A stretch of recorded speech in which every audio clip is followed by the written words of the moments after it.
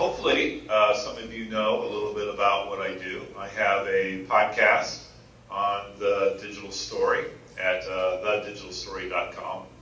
And actually, when we go to screen sharing, I'll show you a couple of the sites. And I also teach on lynda.com. I write for Macworld magazine. And I have a new thing called the Nimble Photographer, which is a pretty cool new startup, so to speak. And it is about traveling light and working light, but still getting great images. And I would say that in general, that is my thing. You know, I use Mac technologies, Apple technologies to enjoy what I do, not schlep around a whole bunch of stuff, and work quickly, and yet I want to produce very nice results. And we can do that this day and age because of the way technology has progressed. It's given us more powerful and smaller packages. So in a nutshell, that's it. So the thing, you know, we're not going to do any instruction here on, you know, how to do any particular moves or anything. So as long as you get the general idea of which application I'm in, I think you're going to be fine. And just, you know, listen to what I have to say. So Aperture and iPhoto present, in the combination, very powerful tools for photographers. And a lot of photographers, especially you know, more casual photographers, tend to work more with iPhoto for a couple reasons, and very good reasons. One is that iPhoto is free. All you have to do is buy a Mac to get it. Then the second reason is, of course, that it's the learning curve on iPhoto is much more gradual. It's much easier to assimilate. Aperture, on the other hand, which is what we're looking at right now, has more powerful tools, indeed, and is more of an enthusiast application.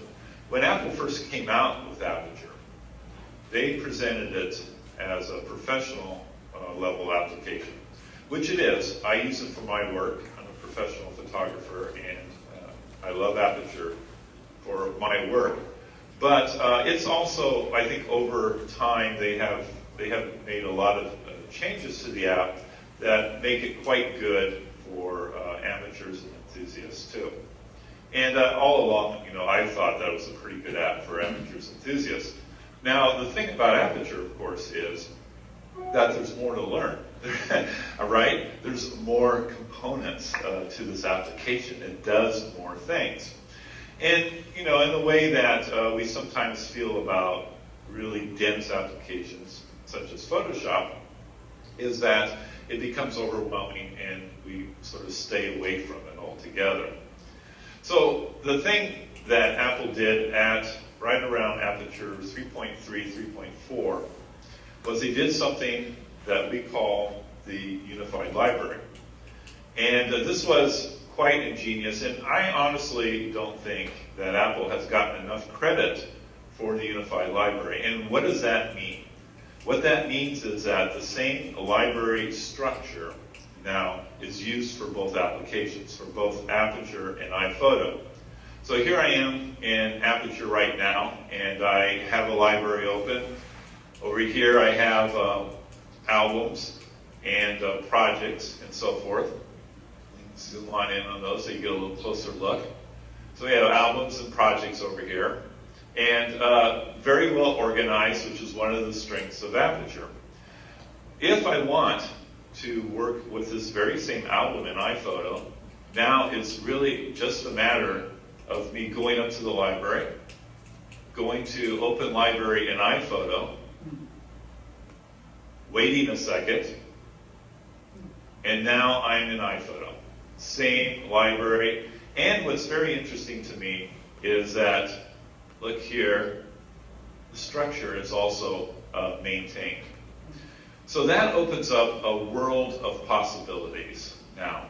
So if you're primarily an iPhoto user, but sometimes are frustrated with some of its limitations, because Apple has been very careful to keep this application extremely friendly.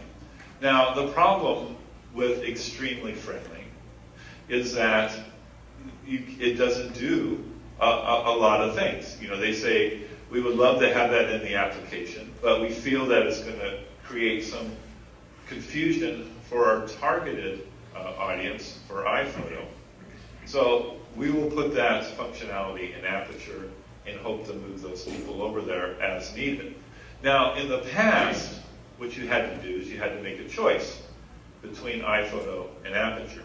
You no longer have to do that. The unified library structure allows you to seamlessly move back and forth between the applications. For example, I'm looking at this library in iPhoto at the moment. Now, if I want to move back to Aperture, it's a simple menu command. And here we are back in Aperture. And this works in OS 10 Mountain Lion. I'm in Mavericks right now, and I've been testing these applications in Mavericks. And there are new versions of both Aperture and iPhoto for Mavericks, 9.5 in iPhoto and 3.5 in Aperture. There's nothing, in all honesty, really substantial in terms of features with these. These are mainly, I think, to make them compatible with the new OS, opportunity to fix bugs, and add a few little things like iCloud, the enhanced iCloud sharing, a few little goodies like that. In Aperture, if you have a SmugMug account, you can maintain that now through Aperture. But mostly small stuff is what we're looking at. But what we do get, and what people tend to overlook with both of these applications, is that they work very well. Now they are both 64-bit applications. That is one of the changes that came with iPhoto 9.5 for Mavericks. It is now 64-bit. So they're fast. You just want, these are RAW files and JPEGs mixed here. And so I pull these up. And of course, now I do it, and of course it's going to be slow because I'm doing a demo. Or not show it all. That's always good. We'll look at these. These tend to be good size files here, and generally the performance is quite good. I'm working on a 15-inch MacBook Pro Retina display. The first model, the base model, which at the time was $21.99, 8 gigabytes of RAM. I didn't soup it up. I didn't add any extra anything. I just bought the base model because I wanted to see how it was going to work, and I was anticipating upgrading in a couple of years once they, I like to do that. When Apple first releases a model, I usually go cheap in the beginning, cheap for Apple, that is. Cheap in the beginning, see how the product evolves, and then, later on, soup it up the way that I want. But I have to say, I've been really happy with this model, and especially working with Aperture and iPhoto both. So here we are right now, and I'm looking at this image in Aperture. And the thing that I want to move to now is that since these two applications work together so well, and since I would say that Aperture, for what it does, is an affordable application, right? It's $79.99 in the Mac App Store, which for a high-end image processing and organizing app is a really good deal. Then you can start to think about, well, which app do I use for what? So for example, let's say that you are primarily an iPhoto user. So we'll switch over to iPhoto right now.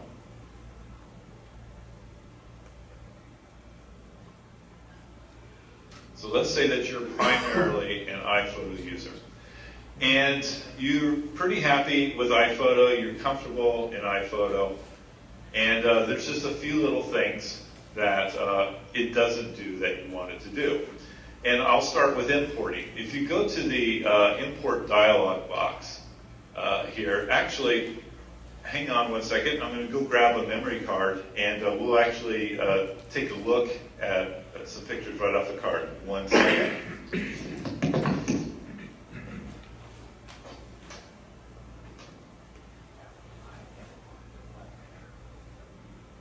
Anybody in the room have Aperture? Just on this side of the room. We have the Aperture people set up.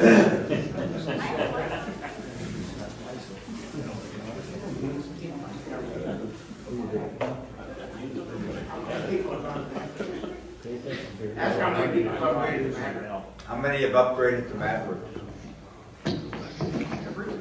Never know what you're going to get here on these live demos, okay? So I'm taking a card out of my Canon 70D right now, putting it in the SD card slot. And here's what we get, okay, in iPhoto.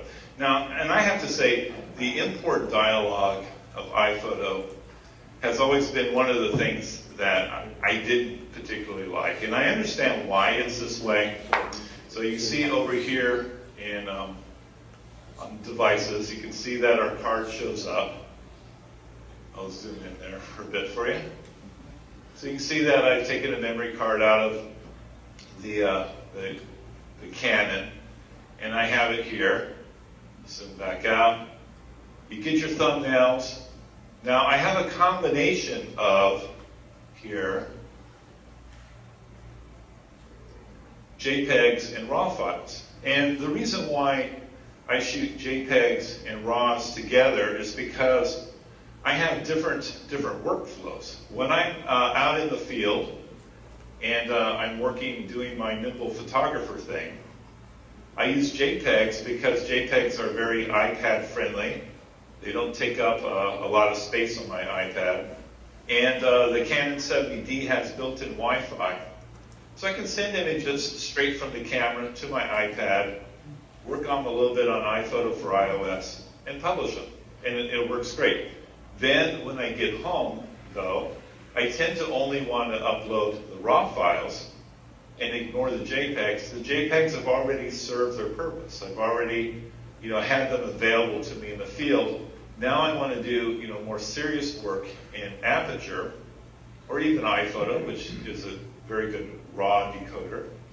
And so I want just the RAW files here. And one of the problems that I've always had with iPhoto is that I just have to sort of bring everything in. I can't really add any metadata. I can give the event a name, but in the world of metadata, it's like, woohoo, right? I mean, I can do that later too. So not a whole lot of control here on the import. Not nearly what I want to do. So for example, let's say that I was an iPhoto user and I wanted to do a little bit more at import. So let's just go ahead and eject this card right now. And let's switch to Aperture. So I'm going to go over here and I'm going to go to Open Library and Aperture. Okay, I'm going to put the same card in. All right, here we go. This is from my Canon 70D, which, by the way, is a fantastic DSLR. All right, so thumbnails come up, and I'll zoom in over here. Let me make a couple changes here. I'm just going to... All right, let's just zoom in here on the import dialog. Now, this is the import dialog for Aperture. I can set up a project container. I can decide where to store those files. I can store them in the Aperture library or on an external drive somewhere else. Let me zoom back out here. This is going to give me a little bit of trouble, I can tell. I can rename the files on import. So I have a number of options for doing that here. These are presets that I set up, or I can create new presets. So I can do something like where I add a custom name for the file and then retain the master file name. I can just go with a straight version name, a custom name only. I can do counters. I have all sorts of little goodies I can do there. As I mentioned before, Aperture does not like the zoom in situation here. Metadata presets. I have things here where I can add metadata on import, and I highly recommend this because, generally speaking, we don't enjoy doing keywording. Most people don't like to do things like add keywords and things of that nature. Well, if you just add a few keywords while you're importing your images, then you don't have to worry about it later. You've already done some metadata, and you can just enjoy your shots later on. So in this case, I could add cat. I have things like shadows and things like that. The location here, this is at my studio. That's my studio cat. Stuff like that. I can add my copyright information, usage terms, my website. All that can be added on import. Pretty impressive stuff. Now, moving here, let's see if I can get you to this. We'll try to get down here to where the dragons live. I'll tell you what, I'll see if I can collapse some of this. That'll bring it up and make it a little bit happier. So I'm going to get rid of rename files. Get rid of that. Here we go. All right, this should work. Now we'll zoom in a bit. Now I mentioned earlier that I had RAWs and JPEGs together, and the JPEGs are great in the field. I don't really need them very much here in Aperture. Aperture creates its own JPEGs, right? So if you bring a RAW file into Aperture, and this is true for iPhoto too, by the way, it will, according to what you set up in preferences, generate a high-quality preview to your specifications, reading right off the RAW file. So you don't really need the JPEG that's from the camera, because then you're going to really end up with another file that the application really isn't going to use anyway. So for instance, having these RAWs and JPEGs, I can go over here and just say, you know what? I just want the RAW files only.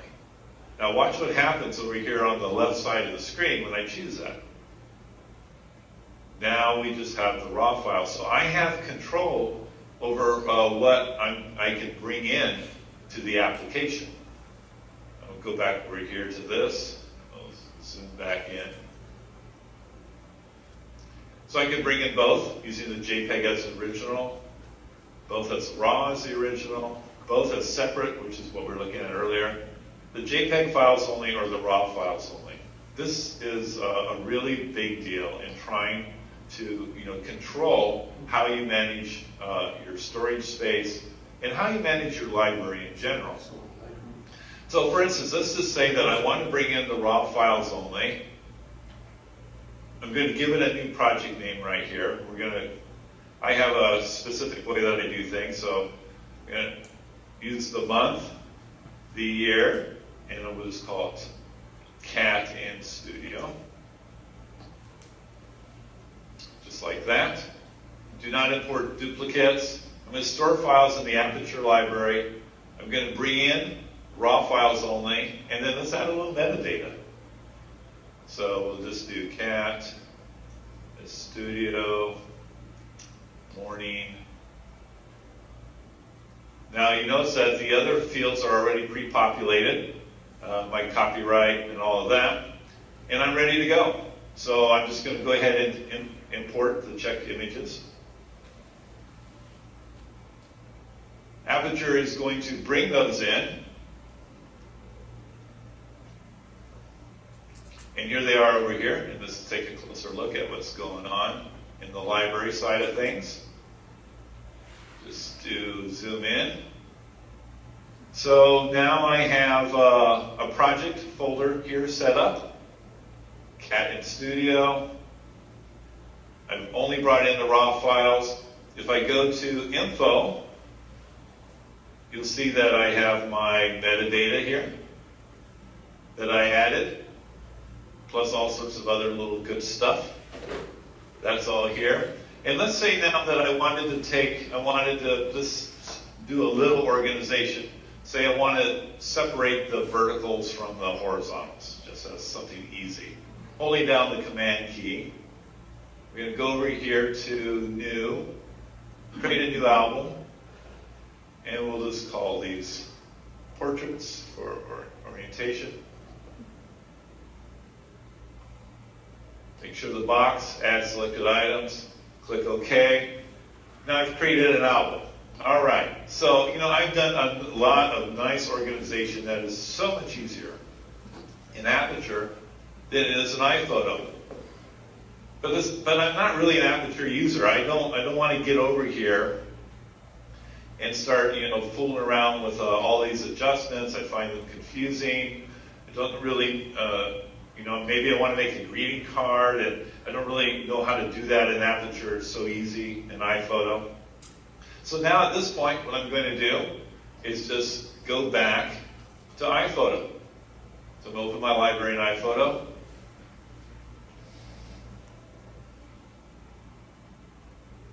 It recognizes that card. I'm going to go ahead and I'll eject that because we don't want that right now. Take that out. And look, here we go. We have Cat in Studio right here. Here is the project. Now the project looks different in terms of icon. I'll zoom in for you here. It looks different in iPhoto. They use a different icon. They use a palm tree on the desert island. I have no idea why they picked that, but that is what we get. They actually call it an event, so maybe that's it. Maybe our ideal event is a trip to some tropical location with palm trees. But at any rate, so their event, which is the equivalent of a project, is right here. Here is our album that we created, Portraits, and it'll have just the vertical. I'll zoom back out and see what, and look at that. There's our vertical shots. And if I click on one of these here, double click to open it up. Let's go down to info. Let's open up the info pane. And you'll see here that we have our basic metadata, but we don't really have, like the keywords and all that sort of stuff. It's in there. It's in there. And if you were to export your file, it would show up in there. Like I said before, iPhoto isn't really heavy on metadata, but at the same time, it doesn't remove it unless you specifically do so. So we have everything here, and we have all the advantages of the importing dialog from Aperture, even if we're an iPhoto user. Now, this does swing the other way too. And I'll just give you a couple examples on this. I'll go for a few more minutes, and then we'll take some questions. So, for example, now in iPhoto, if we go down here to Share menu, you see that we have some pretty good stuff. By the way, this is one of the changes on how this looks happened in 9.5 for iPhoto. And also, for those of you who print, the print dialog is really nice now. They did a great job in iPhoto on the print dialog. So now that I have these images in here, I can do a lot of fun stuff that is either easier in iPhoto. For instance, making a book. You can make a book in Aperture too. Aperture's great if you want more layout control, but it's not the easiest thing in the world to use. It's powerful. This is easy, and it looks good. Cards, you don't have this functionality in Aperture, nor can you make calendars in Aperture. And in fact, one of the interesting things about cards, I do have some tutorials on how to make cards with Red River paper. In Aperture, it's a lot of work, and you actually have to use the bookmaking tool. Let's go back to this, our overall project. Let's take a horizontal shot. Actually, let's take a different horizontal. We'll go. let's take something, let's see, take something like this here. And go back to share. Go to card. We'll pick a card here. We'll create. Like this is a folding card here. Now you can order, I mean, the idea with the cards is, of course, that you order them from the service. And by the way, they're really nice. I do it. They're really nice. But you can also use the design template in iPhoto, which is very easy to use. You have layout control. You have, options, design options. You can bring in photos. You have all that sort of stuff. And then what you can do, well, once you design the card the way that you want, you just go to print. You go down here to PDF, save it as a PDF. We'll just put it on our desktop. New card.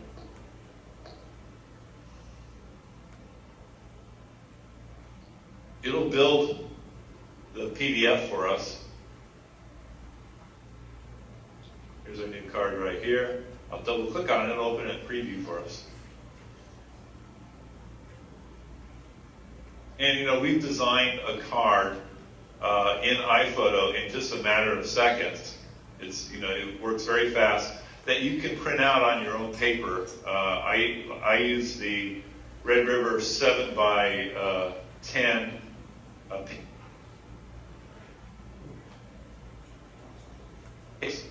and you can print out, you can design your own card in just a matter of seconds. That's not easy to do in Aperture. In Aperture, obviously, you could probably have more choices in terms of designing specific elements. Here, it's more template driven, but you can do it fast and it looks very nice. So it's not all, hey, we're going to use Aperture and iPhoto together because Aperture is more powerful and iPhoto is more simple. There are some things that iPhoto does quite well, and one of them is to create greeting cards and so forth very fast. So this is all under the share menu over here.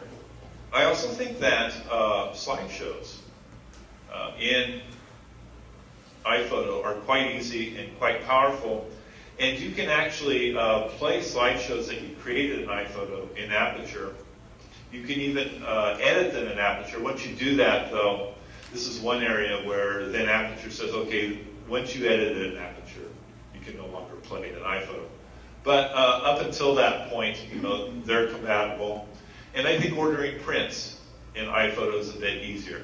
So there are definitely some goodies in iPhoto that are very nice that complement Aperture. I sometimes kid that iPhoto is actually a very substantial plugin for Aperture.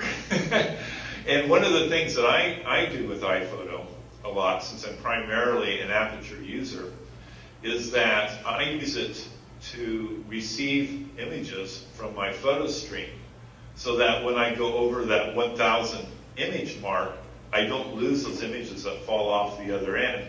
They're actually stored here in Aperture, or in iPhoto, I'm sorry. I set that up in preferences. I'll try to zoom in a bit on this for you. I set that up here in preferences. I click the box. I don't want to set it up now because it'll get all upset with me because I already have it set up for another library. But I click the box here, My Photo Stream, and then I check the box, Automatic Import, and then I check this box here of photo sharing. The only box I don't check is Automatic Upload because the way that I want the images to flow, I want them to go from my iPhone or my iPad into PhotoStream.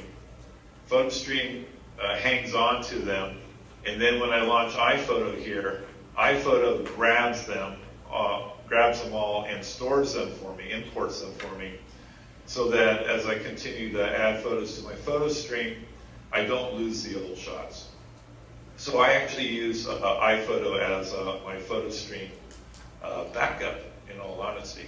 And then I just back up that library, that container, on a regular basis to external hard drive. So iPhoto can also complement Aperture in those sort of ways too. Let's zoom back out. Zoom back out a bit more. And by the way, if you're curious, you're probably reading between the lines here. I have a sip of coffee. You're probably reading between the lines here that I work with more than one library, and I do. I actually work with multiple libraries in both Aperture and iPhoto, and I can switch to those different libraries on the fly here. Here I am, switch to the library, and all of the libraries show up. Let me zoom in on this so you can get a closer look. And you notice that I can even tell by the file extension which library is an Aperture library and which library is an iPhoto library. This library here, Safari West, we were just there for one of my workshops. I do 5 or 6 photography workshops a year. And we just finished the Fall Color Safari West workshop, which was amazing. So I have my shots from Safari West here in this Aperture library. But then I also have iPhoto libraries here. So the file extension lets me know where the library was originally created, but I can open it in either applications. So if I wanted to switch to that Safari West library that I created in Aperture, I can just click on it right here. It shows me where that library is located. I click on Choose, and off we go to Safari West. So you can do this on the fly in both iPhoto and Aperture. It's really very, very nice. And I keep multiple libraries because I have different things going on. For instance, the reason why I brought this up in the first place was because I do have an iPhoto library that it just captures stuff from my photo stream. I think it's very important not to lose. I take a lot of important shots with my iPhone. A lot of family stuff, a lot of I'm out in the world and I see something really neat kind of stuff. Those are important shots to me. I want to hang on to them. I don't want them just to live in the cloud because for instance, we saw with MobileMe, those of us that use MobileMe, that was kind of a tough transition when we went from MobileMe to iCloud. And I know a lot of people lost shots because you had to do a specific set of things, and if you didn't do it just right, you lost images. So the cloud is handy. It's a nice tool to have in our arsenal. But it's certainly not the end-all to be-all because, as we know, other people ultimately have control over what happens to our pictures. So my philosophy on using the cloud, PhotoStream, Dropbox, I use Everpix also, all of those is, yes, I will use them. I will take advantage of what they have to offer. But I also have my own backup plans too, right? I also have things stored on my hard drives that I have control over. In case something goes wonky up there in the ethers, I don't lose important photos. And for me, I'm both a fan of photography and I use it for my livelihood. And so that just means that all types of shots are important to me. My client shots as well as my personal family shots. So that is kind of the overview here of iPhoto and Aperture together, and really how you customize the interaction between the two really depends on how you want to work, on what's important to you. For me, the import function on Aperture is very important, and also the export function on Aperture. I love having the control as images come into the application and as images leave. So I'm always in Aperture, even for my iPhoto shots. I'm always in Aperture at those 2 points. Sometimes though, when I just want to dink around and have fun and be creative, I love some of the tools that Apple has given us in iPhoto. And I certainly like using iPhoto as my reservoir for my photo stream shots. So this is something now, I have a whole title on lynda.com called Using iPhoto and Aperture Together. Those of you that haven't been to Lynda, it's lynda.com. And it really goes into every one. I talk about editing, I talk about the whole deal. So that you can look at these movies and say, here's how editing an image looks in Aperture, here's how it works in iPhoto, and then you could just run a checklist and say, okay, I'm going to use iPhoto for this, this, and this, and Aperture for this, this, and this. Okay, do we have any questions? Mike? Hi, Derrick. I'm Mike McGuire. I'm a reasonably advanced amateur in photography. Question relates to Aperture versus Lightroom. I'm just not sure about Aperture's commitment to Aperture, Apple's commitment to Aperture. If you have used Lightroom, and if you've even studied it to see how it would compare, how would you compare Lightroom to Aperture? Well, I use Lightroom a lot. I usually write the Lightroom reviews for Macworld magazine, and I teach them too, because there are some environments, especially at like the college level or whatever, where you have mixed platforms. So Lightroom's great. It's active. In terms of starting from the top of your question, in terms of Apple's commitment to Aperture, it's there, and if you look at what's going on, they update the application often, and I think the only reason why we ever see any sort of a perception about their commitment is because there isn't an Aperture 4, and that has nothing to do with commitment. That has to do with business model. Once they open the Mac App Store, they can push out incremental updates whenever they want it, and they're doing it with iPhoto too. And they don't feel the need to do Aperture 4, Aperture 5, like we had to do with the X1 box. So they're staying up with the raw updates. They constantly are improving the application. I don't see any commitment problem at all. I'm not about that. In terms of Aperture versus Lightroom, they're the two top apps. Those are the top dogs there. And it really comes down to your ecosystem. If you're a heavy Mac user, you use iOS a lot, you use iCloud a lot, iPhoto Aperture, I think, is better because it creates Apple as well. If you're a Photoshop user and heavy on Adobe products user, or possibly an Adobe Cloud person, then Lightroom makes a lot of sense. And also, if you work in a mixed environment, Lightroom makes a lot of sense because Lightroom works basically the same on both Mac and Windows.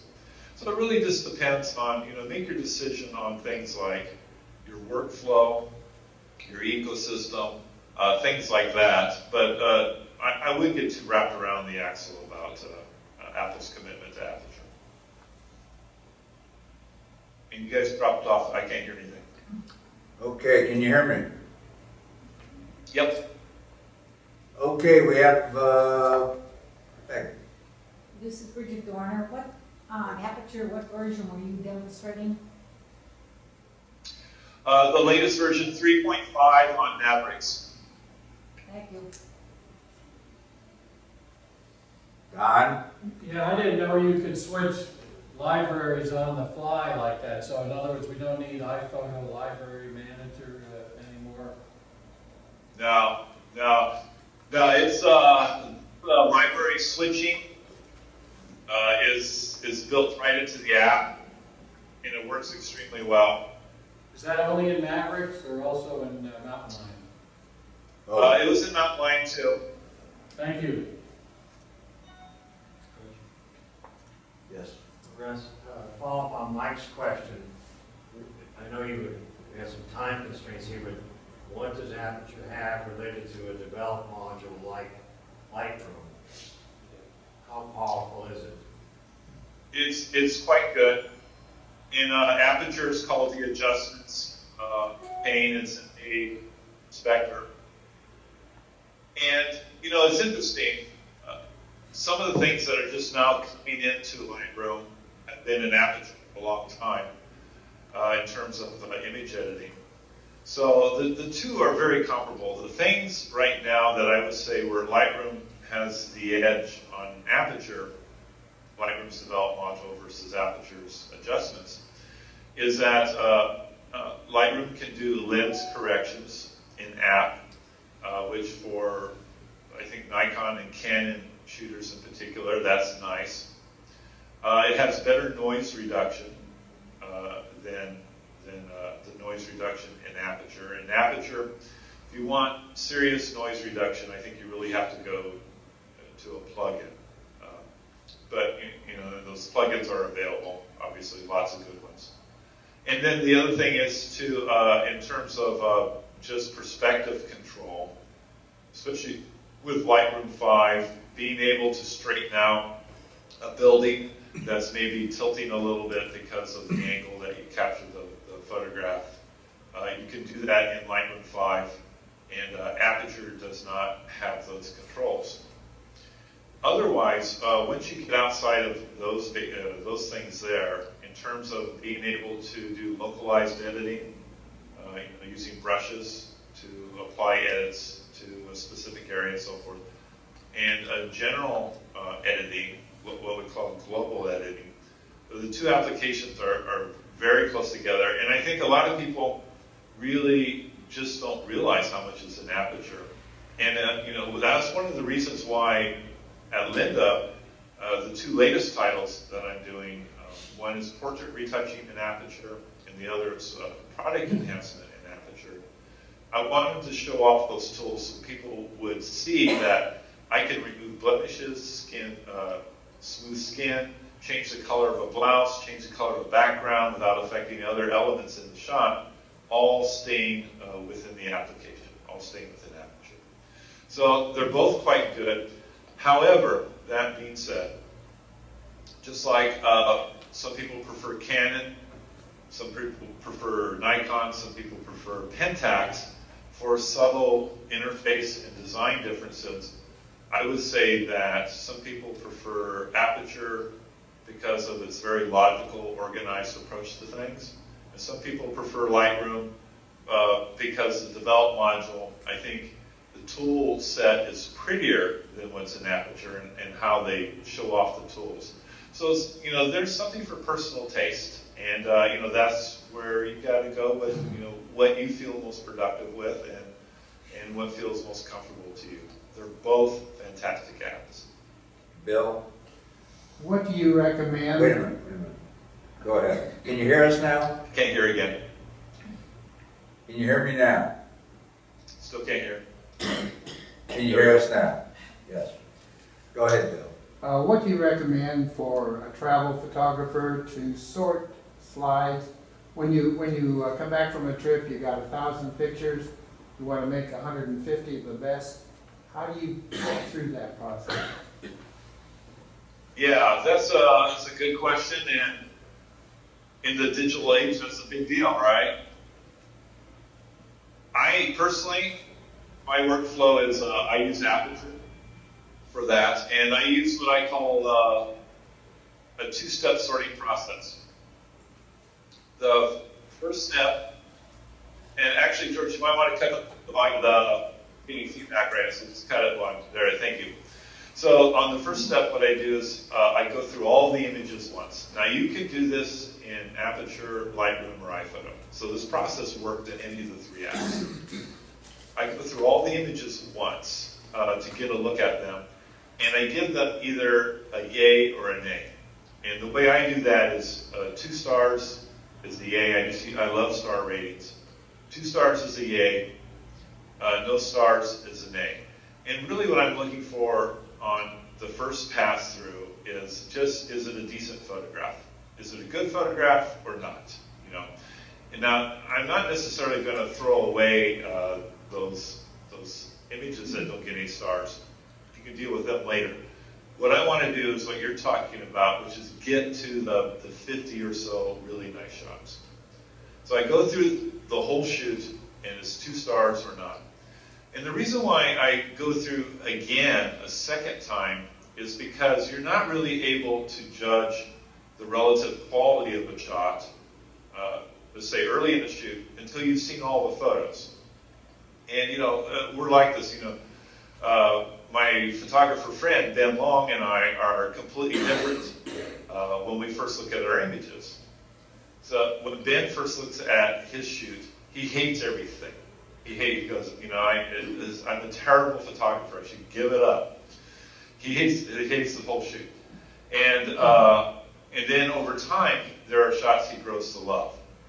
And I'm just the opposite. In the beginning, I like all the shots. And then over time, I grow to hate a number of things. So, psychologically, we're all different. So what I do then on the second round, once I've seen all the photos, is I filter. So I'm just looking at the 2-star shots. This is very easy to do in Aperture and Light in particular, is the filter. And then, now that I've seen everything, I can go through those 2-star shots and I can elevate the really good shots because I have context. So as I'm going through the second time, I see a shot that I go, wow, this is one of the best shots from this shoot. And I can say that because I've seen all the shots. I'll give it a 3-star.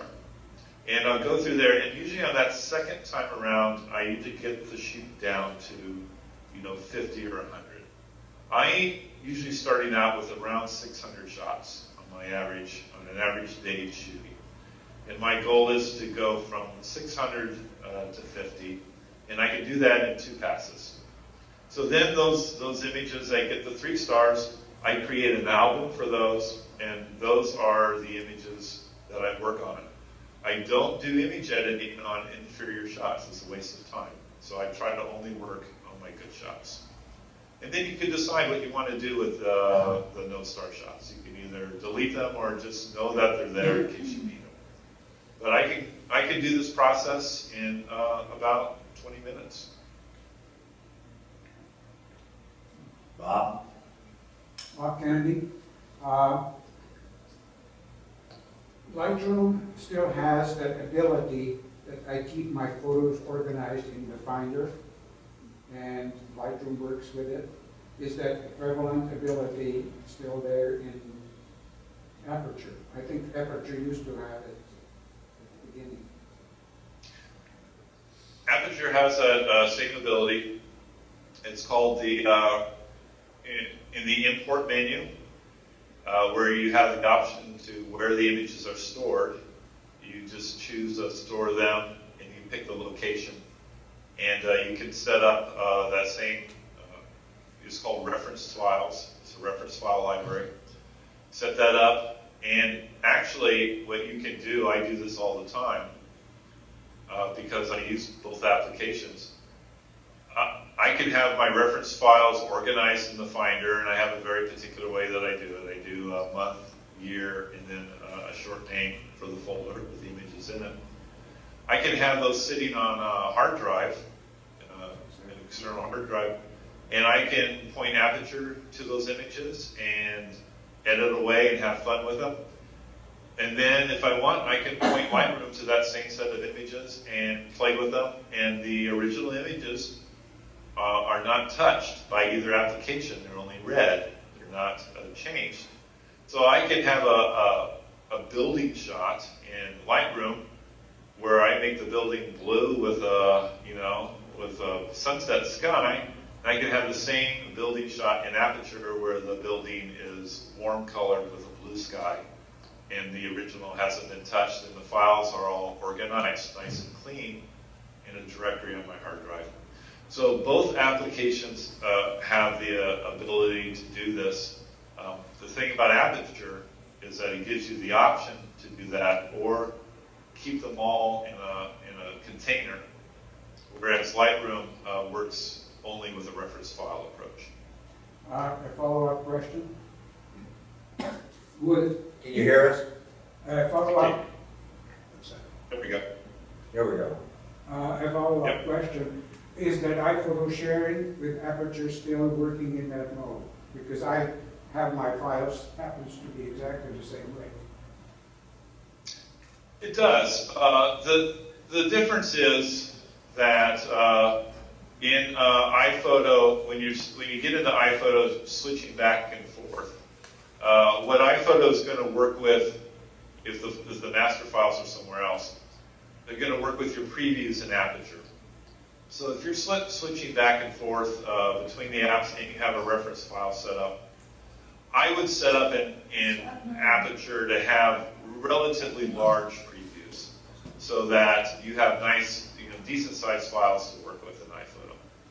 So I think it's the ideal way if you're going to switch between applications, iPhoto and Aperture, is to have all of your content in the container, but it will work in reference file mode.